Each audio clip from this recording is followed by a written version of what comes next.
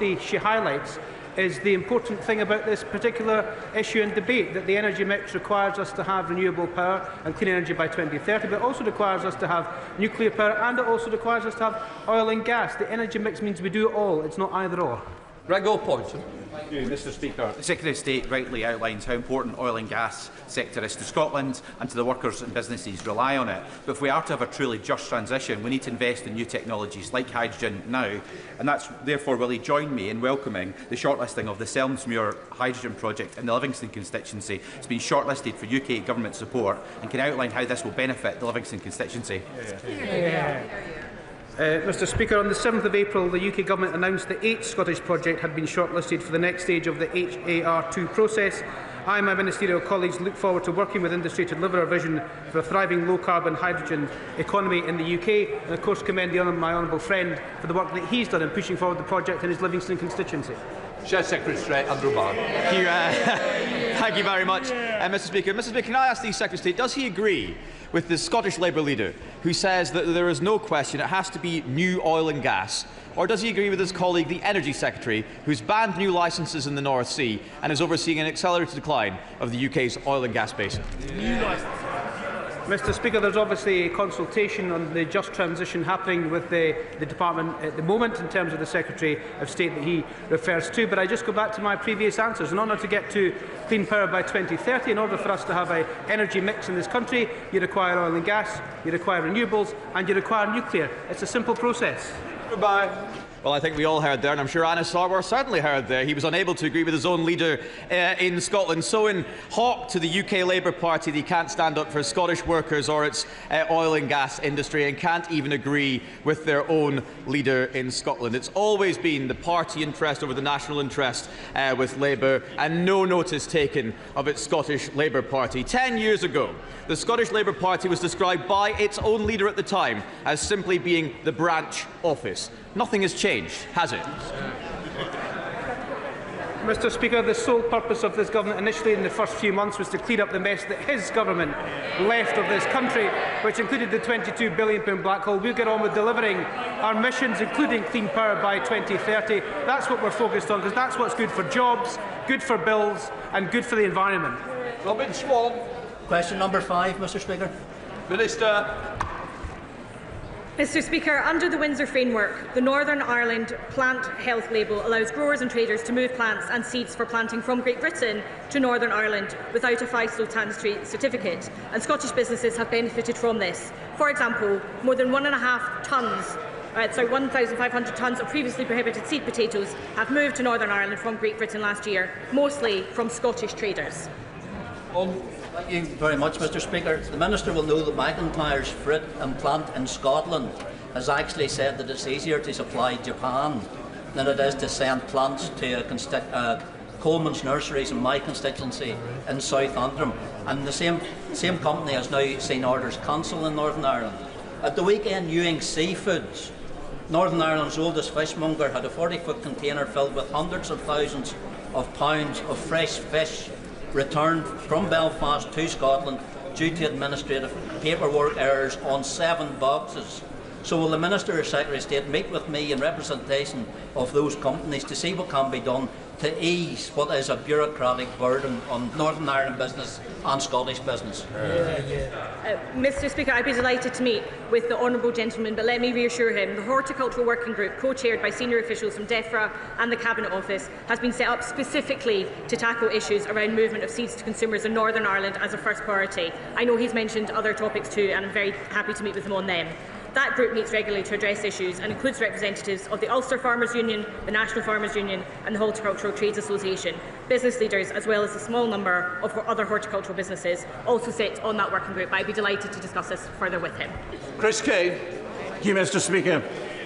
Scotland produces world-class potatoes that supply our iconic fish and chip shops, like the Real Food Cafe and the Green Welly stop in Tyndrum, Vincenzo's in Stirling, whose fish supper won an award last year, and Corrieri's in Causeway Head, where Robert and Peter Corrieri retire this year after decades of service.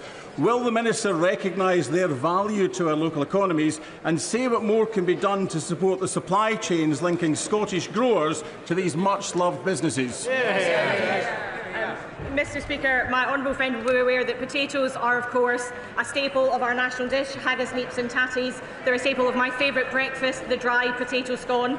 I'm delighted to join him in recognising all of the fish and chip shops in his constituency, and I'd be delighted to accept invitations for a fish and chip shop tour from any of my colleagues across the House to recognise their vital contribution.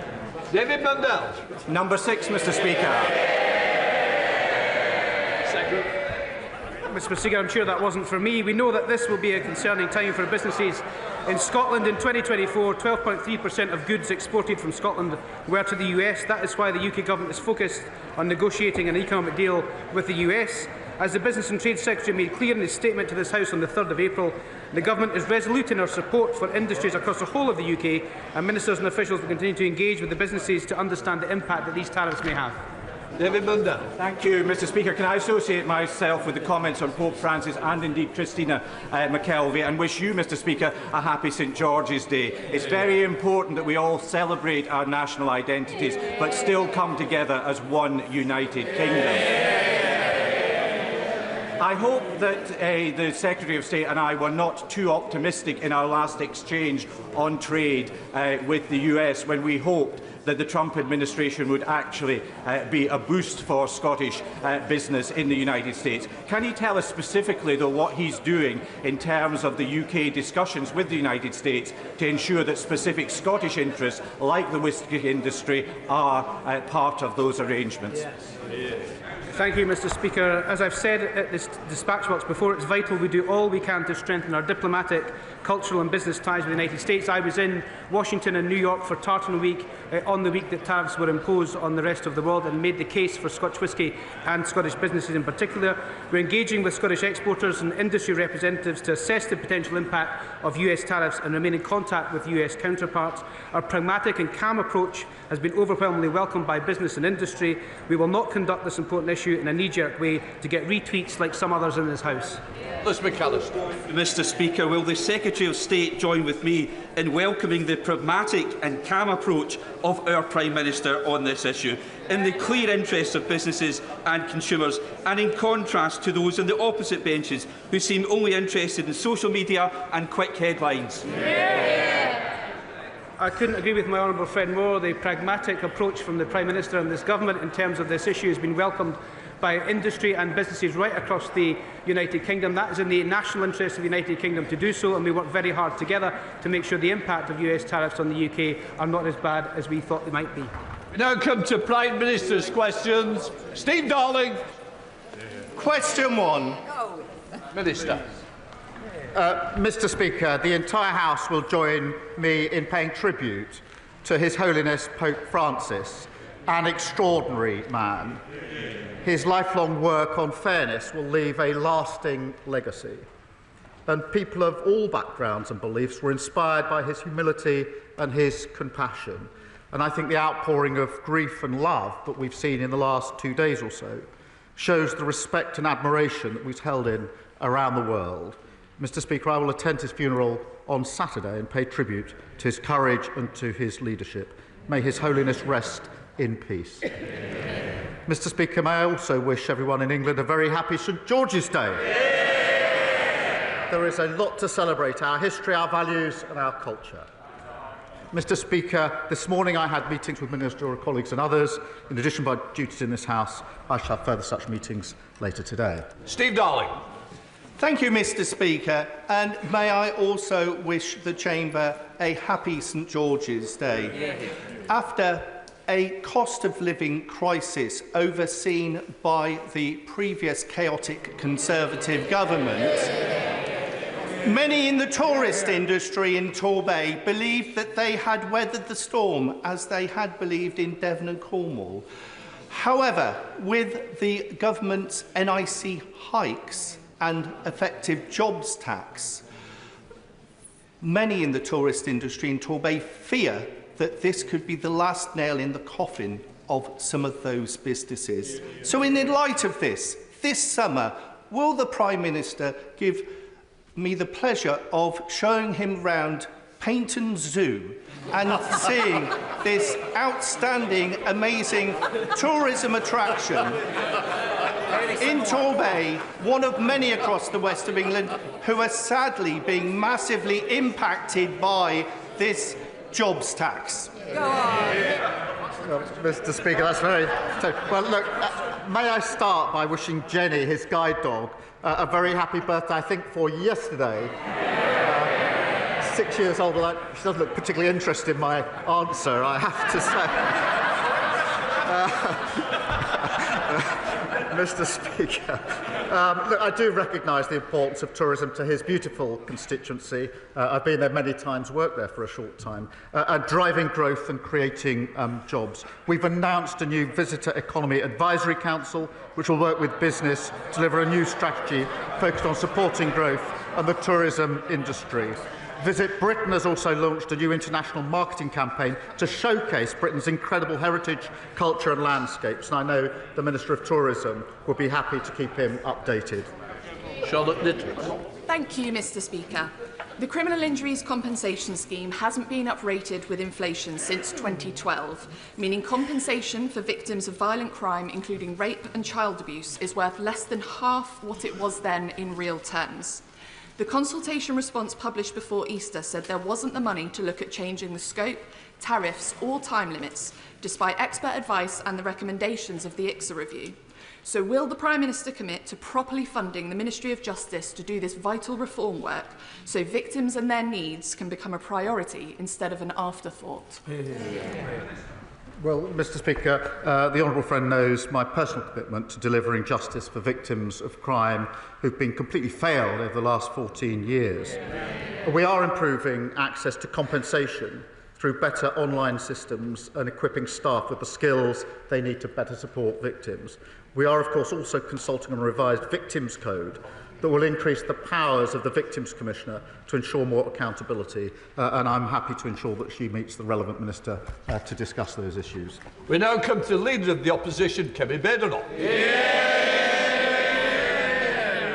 Mr. Speaker, can I also wish everyone a happy St George's Day? And can I also associate myself with the remarks about the passing of His Holiness Pope Francis on Easter Monday?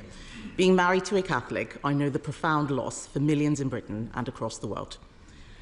Mr. Speaker, does the Prime Minister now accept that when he said that it was the law that trans women were women, he was wrong?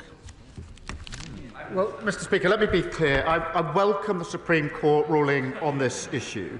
It brings clarity and it will give confidence to women and, of course, to service providers. The Equality and Human Rights Commission will now issue updated guidance, and it's important that that happens and that all service providers then act accordingly. This government's approach and my approach has been as follows: to support and implement the Supreme Court ruling, and we will; to continue to protect single-sex spaces based on biological sex, and we will; but also to ensure that trans people are treated with respect, and we will; and to ensure that everybody is given dignity in their everyday lives. I do think this is the time now to lower the temperature, to move forward and to conduct this debate with the care and compassion that it deserves, and I think that should unite the whole House. Mr. Speaker, he can't bring himself to admit that he was wrong. That was the question. But he spoke about respect and dignity and compassion and lowering the temperature. So will he now apologise to the member for Canterbury, the very brave member for Canterbury, for hounding her out of the Labour Party simply for telling the truth? Mr. Speaker, I've always approached this on the basis that we should treat everyone with dignity and respect, whatever their different views, and I'll continue to do so. And I'll tell you, Mr. Speaker, for why. Because when we lose sight of that approach and make this a political football, as happened in the past, then we end up with the spectacle of a decent man, and he was a decent man, the previous Prime Minister, diminishing himself at this dispatch box by making trans jokes whilst the mother of a murdered trans teenager watched from the public gallery just up there. That will never be my approach. My approach will be to support the ruling, to protect single-sex spaces and treat everybody with dignity and respect. And I believe there's a consensus in this House and the country for that approach. Mr. Speaker, there is no apology for the member for Canterbury. There is no taking of responsibility. He talks about political football. He practically kicked her out of his party. Constructive dismissal. Constructive dismissal. He talks about my predecessor. What about the abuse I faced from his MPs calling me a transphobe for supporting what the Supreme Court has now clarified in his words? And where was he? He hid for 6 days without commenting on the Supreme Court judgment. Why did it take him so long to respond? Isn't it because he was scared? Minister. Mr. Speaker, the only fiction here is the idea she delivered anything in office. She held the post of Minister for Women and Equalities for 2 years, and she did precisely nothing. She provided no clarity on the law, did nothing to improve women's lives, which got materially worse under her watch. They talk, for example, about hospitals and mixed-sex wards, uphill and down-dale. What happened in the last decade? The use of mixed-sex wards in our NHS rose by 2,000%. And there's a pattern of behaviour here. Women and Equalities Minister failed to do anything for women. The Trade Minister, who failed to get a trade deal with the US. The Business Minister, who failed to get a deal with British Steel. She's a spectator, not a leader. Mr. Speaker, I will tell him what I did. I stopped the gender... I will. Yes. When his Labour leader in Scotland was whipping his MSPs to get male rapists into women's prisons, I stopped that gender recognition bill. I helped commission the Cass review. I replaced the guidance on single-sex toilets. I made sure that the puberty blockers issue was resolved while he was sitting there cheering on the ideology that was taking away safe spaces. The Prime Minister stayed silent last week, presumably waiting for what Morgan McSweeney thinks. On his WhatsApp groups, some of his closest ministers were plotting to overturn the Supreme Court decision. Labour MP after Labour MP stood up yesterday and challenged the ruling. How can we take his government seriously on this? Well, I think the WhatsApp group she should be worried about is the one of his shadow Justice Secretary. Mr. Speaker, the mask has slipped just 1 week before the elections because the Shadow Justice Secretary is not here, a man who's doing everything he can to replace her. The man that most of them want as leader of their party has admitted that Reform and the Tories are working together. He said, I want this fight to be united. He said, he's determined to bring this coalition, he calls it, together one way or another. Well, I think we know what that means. Every Tory voter is appalled at the thought of paying for the NHS. Every Reform voter who hates what the Tories did the last 14 years. They're not Conservatives, they're a con. Who's playing political football now? He's got no answers, Mr. Speaker. He's got no answers. Yesterday, Labour MP after Labour MP challenged the ruling. He should be more worried about his backbenchers than my frontbenchers. His Labour ministers called the chair of the Equality and Human Rights Commission appalling. Baroness Faulkner's role is critical to enforcing the court's judgment. She has had to put up with relentless abuse, not just from his front bench, but from activists and ideologues. Reappointing her will be a clear sign that he is taking this issue seriously. So will he commit to reappointing Baroness Faulkner when her term expires this year? Mr. Speaker, I've always said the debate should be conducted properly on the principles of debate. I've said it many, many times. But I would remind the Leader of the Opposition that when they were in government, violence against women and girls reached record highs, rape prosecutions fell to record lows, and millions of women were left stuck on NHS waiting lists, unable to get the health care that they needed. Under this Labour government, NHS waiting lists down by more than 200,000, domestic abuse specialists in 999 control rooms. We've strengthened access to maternity pay, something she calls excessive. She talks about political footballs, but a coalition between Reform and the Tories being formed behind her back, we know what that means when the Shadow Justice Secretary and the member for Clacton cook up their joint manifesto, NHS charging a pro-Russia foreign policy, end to workers' rights. Just as the Love government lost control of the economy, the borders and health, in 6 short months, she's lost control of her party. Mr. Speaker, he's clearly so uncomfortable talking about this subject. Yes. This is a choice between a Conservative Party that stood up for common sense and a Labour Party that bent the knee to every passing fad. This is a question about moral courage, Mr. Speaker, about doing the right thing even when it is difficult. And the truth is, he doesn't have the balls. The Prime Minister only tells people what they want to hear. He only tells people what they want to hear. He is a weather vane who twists in the wind. He cheered an ideology that denied safe spaces to women and girls because he thought it was cool to do so. He hounded a brave female MP out of his party for telling the truth he accepts now.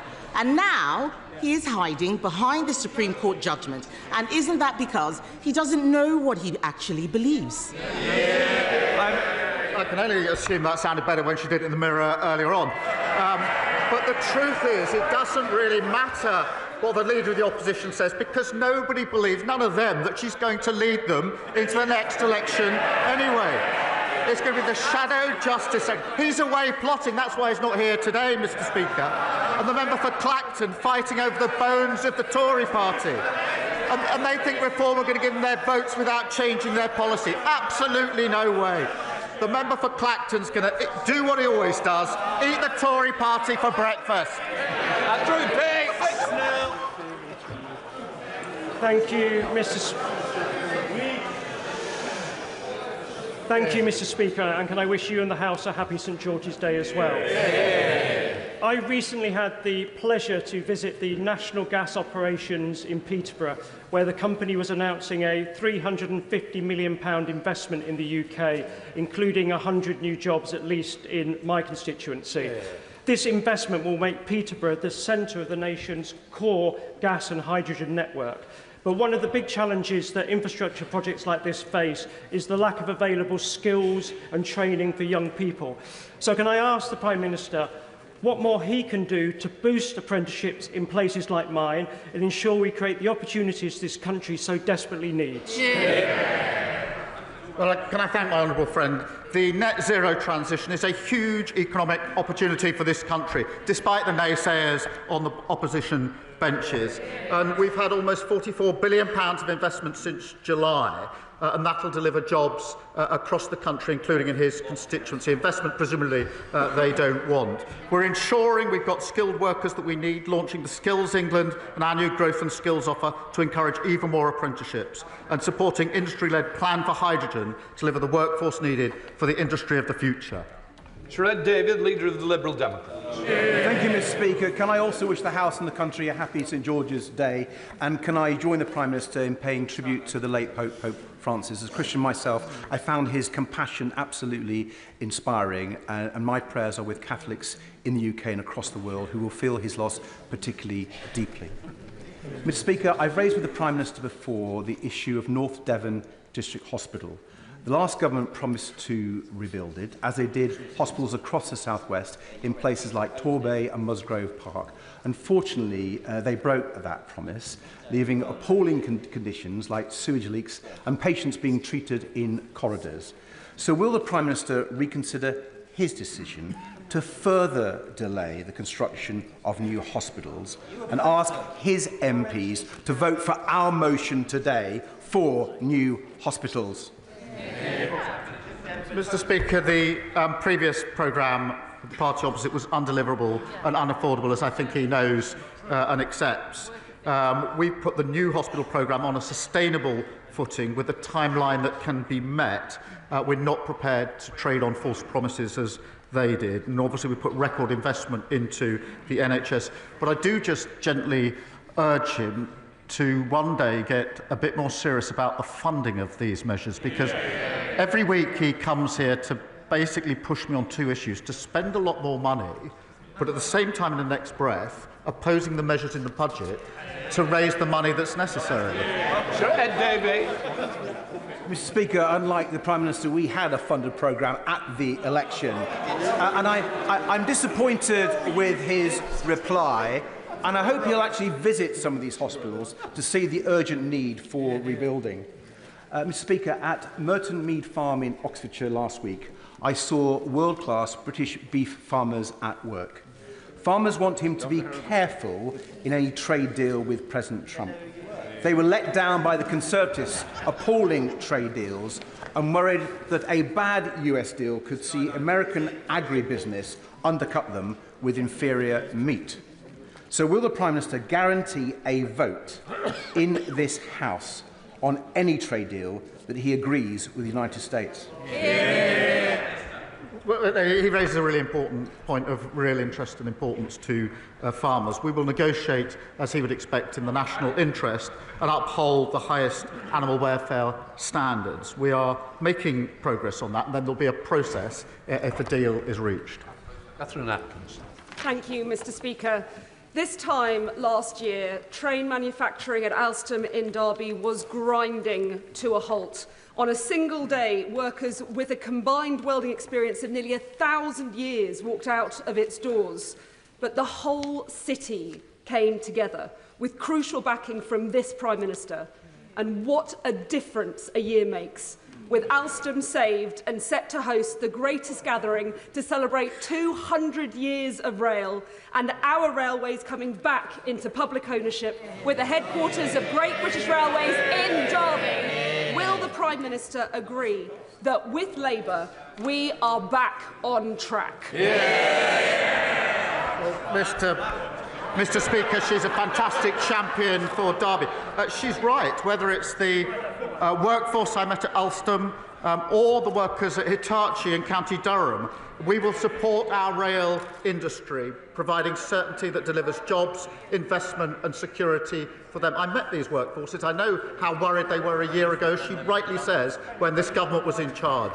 I'm really proud that Derby will be the home of Great British Railways, because we're bringing railways back into public ownership, delivering better services for passengers, cutting delays and cancellations and boosting growth across the country. Robin Swall. Thank you very much, Mr. Speaker. Can I join the Prime Minister and my party in regards to the condolences to the passing of His Holiness Pope Francis? Mr. Speaker, the Prime Minister is often referred to his time working in Northern Ireland, and I've spoken to one of his bosses who speaks of his diligence. I wonder in that vein, could he speak to his Northern Ireland team about their understanding of the Belfast Good Friday Agreement? Because the Secretary of State in an interview seemed to think that it had been negotiated by Ian Paisley rather than David Trimble and my party. His Northern Ireland Minister has said at the start of this week that the future of Northern Ireland as part of the Union is dependent on opinion polls, and she wasn't sure if she was a Unionist. Can the Prime Minister confirm to me his understanding of the principle of consent and confirm to this House that he is a Unionist? Well, I thank him for that question, and I did work in Northern Ireland for 5 years and therefore appreciate firsthand how important these issues are. And it was a very formative period for me in terms of my career and my thinking.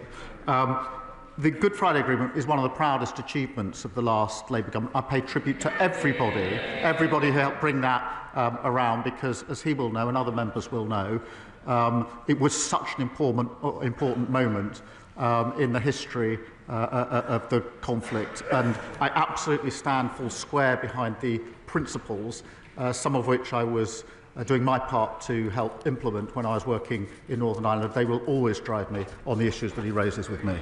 Andy MacDonald. Thank you.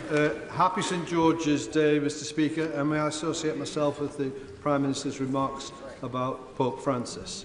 Mr. Speaker, after 14 years of Conservative government, too many of my Middlesbrough and Thornbury East constituents live on low incomes or in real poverty.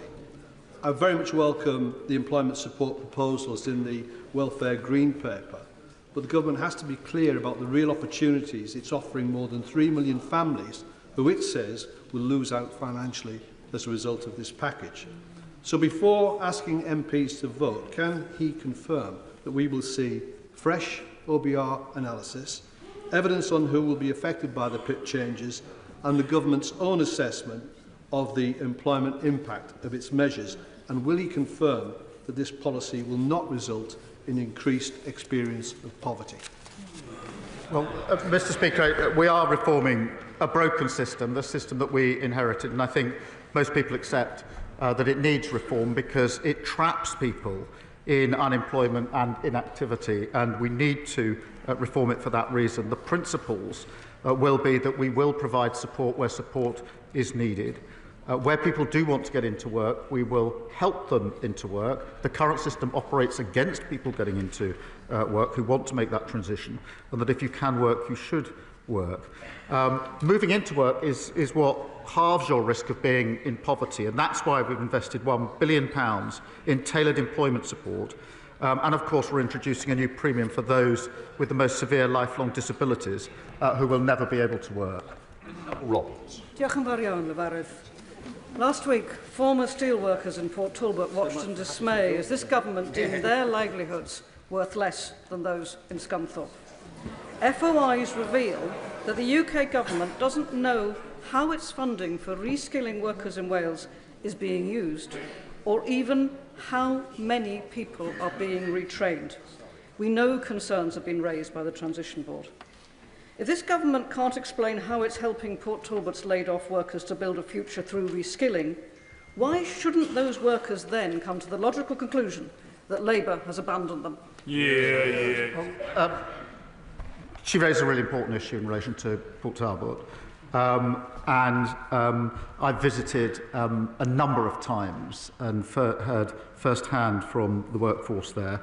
And she may or may not know that even in opposition before the election, I was talking to the owners to try to persuade them to delay their decisions because I knew an election was coming. That's how important I thought it was. I would remind her that at the same time, the then Prime Minister refused to pick up a call to the First Minister to even discuss the issue. I took a different approach because I realised just how important it was. I would remind her, because she compares it with the decision we took last week, that the blast furnaces were turned off in January of last year, the coke ovens in March 2024, and therefore that was before the election. That was the very thing I was trying to ensure didn't happen for reasons that she and the workforce will understand, and I was talking to the workforce throughout that. What we've been able to do there since then is to negotiate an improved deal with Tata. We did that within 10 weeks.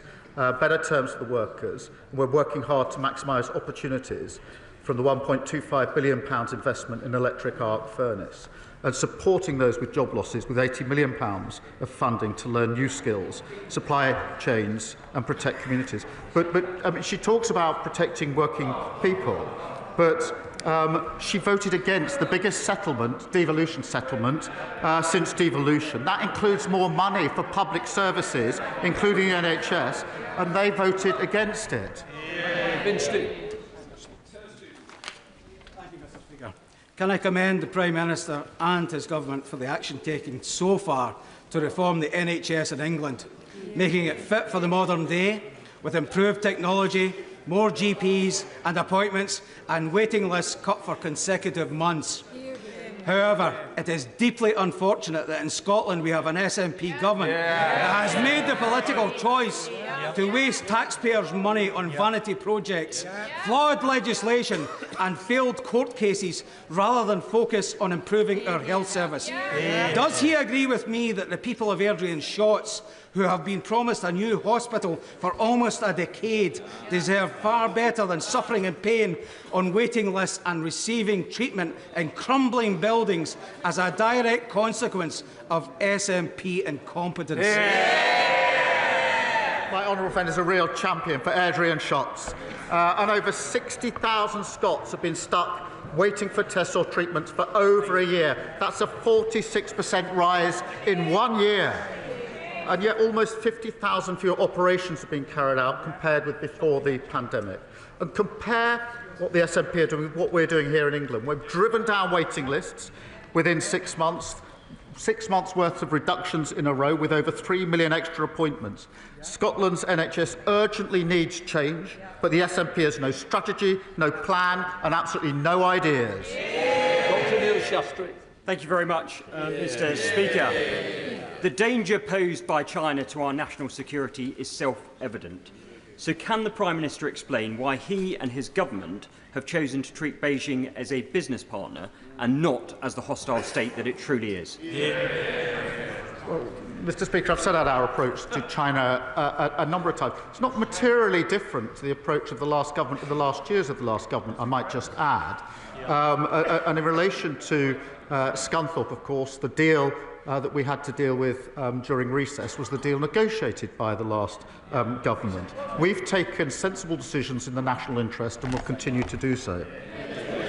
Thank you, Mr. Speaker. I'm sure the Prime Minister will join me in celebrating the opening of the new Brixton Blood Donation Centre in my constituency, which in 3 months has seen over 3,700 people donate, over 1,000 of them first-timers and 10% of them black.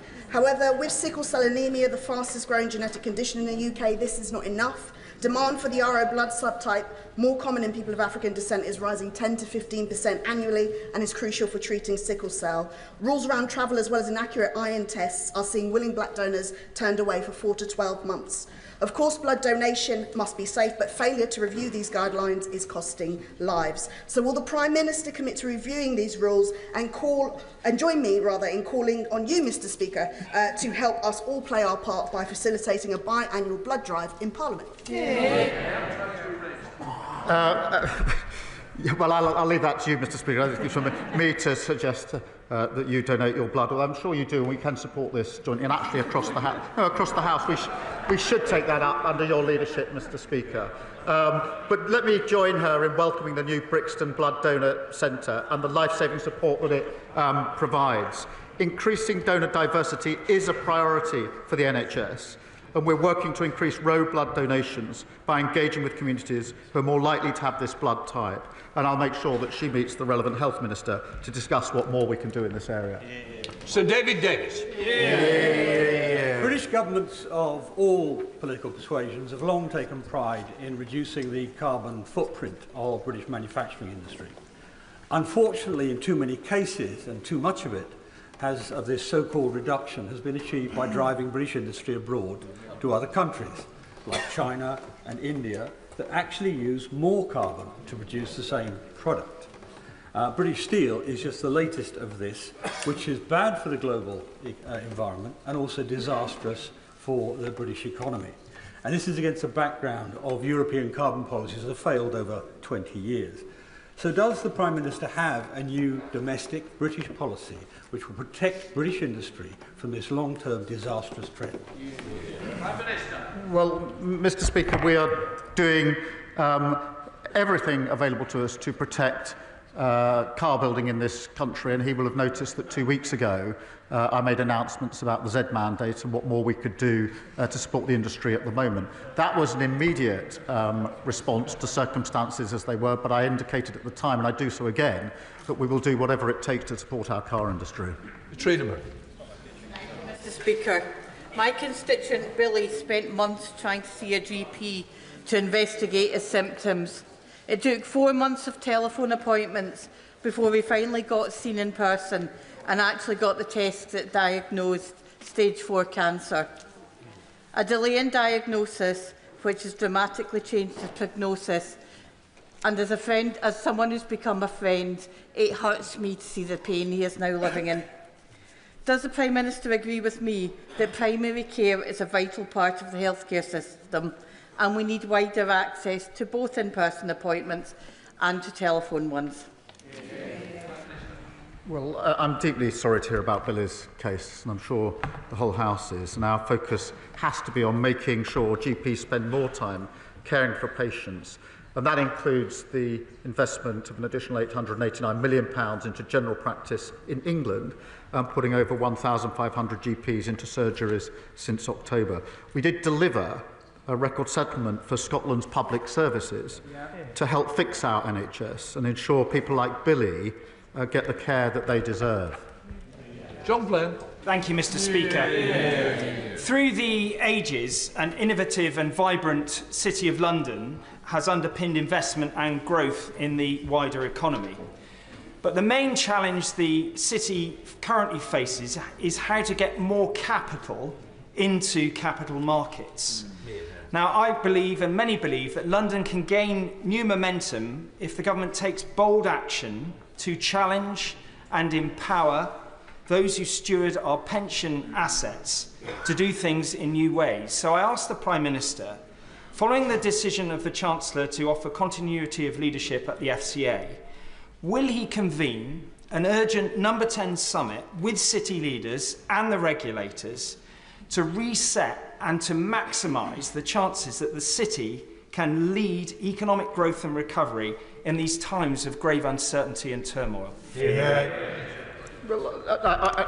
right that we need to go further and faster in terms of kick-starting growth, attracting the investment we need to create jobs, and our regulators must regulate for growth and not just for risk. And we do want that continuity of leadership that he mentions, and we are convening and getting people together to drive that growth, and we'll take away the ideas that he puts on the table. Alison Hoon. Thank you, Mr. Speaker. Proposed changes to personal independence payments mean that people who require various levels of support due to lifelong conditions such as learning disabilities will not meet the new eligibility criteria. However, the Green Paper introduces a group of people with lifelong conditions who will not be subject to reassessment. Can the Prime Minister confirm that people with a learning disability, which is a lifelong condition that will not change, will be included in the group of claimants who will not be subjected to repeated reassessments? Well, thank her for her question. I know this means a lot to her. We're clear on the principles for reform, protecting those with the most severe disabilities who will never be able to work, as she references, and making sure people with the most severe disabilities and health conditions will never face the prospect of being constantly reassessed again. We are making sure that extra financial support is based on the impact of health condition or disability, not the capacity to work, and I can reassure her we're carefully considering options for transitional protection. Dave Dugan. Thank you, Mr. Speaker. His Chancellor's economic policies started off badly and have headed rapidly downhill from there. His Energy Secretary's policies ensure that energy-rich Scotland lives under the highest domestic and commercial energy prices in the world, and his Foreign Secretary provides diplomatic cover for the atrocities committed in Gaza by the IDF, to the horror of the people of Scotland. This is just one, but he is the incompetent-in-chief who refuses to bring his ministers into line. Just one of the reasons that independence enjoys an 11-point lead over remaining in this dysfunctional, broken Brexit Britain. Does he understand why the people of Scotland are so dissatisfied with the latest iteration of dysfunctional British rule in Scotland? Does he understand the electorate in Scotland answered that question in July of last year? I remember there used to be quite a few of them sitting around here. Now it's a distant cry from up there. Final questions, Sultan. Thank you, Mr. Speaker. Last week, humanitarian law organisations applied for an arrest warrant for Israeli Foreign Minister Gideon Saar over alleged war crimes in Gaza, including the siege of Kamal Adwan Hospital and the torture of its director, Dr. Hussam Abu Safir. Yet the red carpet was rolled out. Saar has justified blocking vital humanitarian aid into Gaza, backed the illegal annexation of Palestinian land, and rejected a Palestinian state. The Prime Minister is a human rights lawyer, so surely he knows that the UK has a legal duty to uphold international law. Why then did he block the arrest of an unindicted war criminal? I didn't. Right, that completes Prime Minister's questions.